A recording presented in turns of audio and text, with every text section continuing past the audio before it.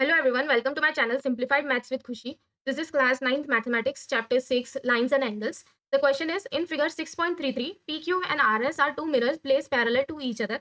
An incident ray AB strikes the mirror PQ at B and the reflected ray moves along the path BC and strikes the mirror RS at C and again reflects back along CD. Prove that AB is parallel to CD.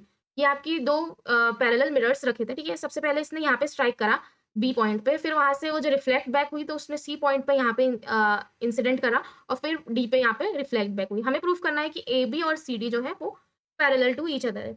अब ये जो है ये सारा physics का concept है। Physics के concept के हिसाब से अगर हमारे पास एक मिरर है, this is if this is a mirror, ये अगर इंसिडेंट रे है और ये एक रिफ्लेक्टेड रे है, ठीक है, ये रिफ्लेक्ट बैक हो रही है, ये आ रही है। तो अगर मैं ये मिरर के परपेंडिकुलर एक लाइन ड्रॉ करूं तो ये 90 डिग्री पे, ये उसकी नॉर्मल कहलाती है ना। और ये वाला जो एंगल है ये एंगल ऑफ इंसिडेंट कहलाएगा और ये वाला एंगल एंगल ऑफ रिफ्लेक्शन कहलाएगा।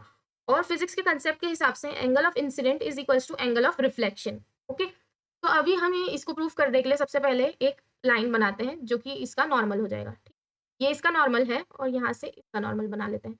ठीक है, मैं इस एंगल को 1 नाम दे देती हूँ, इस एंगल को 2 नाम दे देती हूँ, इस एंगल को 3 नाम दे देती हूँ, इस एंगल को 4 नाम दे देती हूँ। ठीक है, अब एंगल 1 इज इक्वल्स टू, इसके थ्रू हमें क्या पता चला, angle 1 is equals to angle 2 and angle 3 is equals to angle 4। क्यों? क्योंकि बाय द फिजिक्स लॉ, ठीक है, ये इंसिडेंट एंगल ऑफ इंसिडेंट और एंगल ऑफ रिफ्लेक्शन इक्वल होते हैं। ठीक है, अब अगर ये लाइन और ये लाइन पैरेलल है, ठीक है, अगर ये दो लाइन पैरेलल है और इनके परपेंडिकुलर लाइंस बनाई हैं तो ये दोनों भी एक दूसरे के पैरेलल हुई।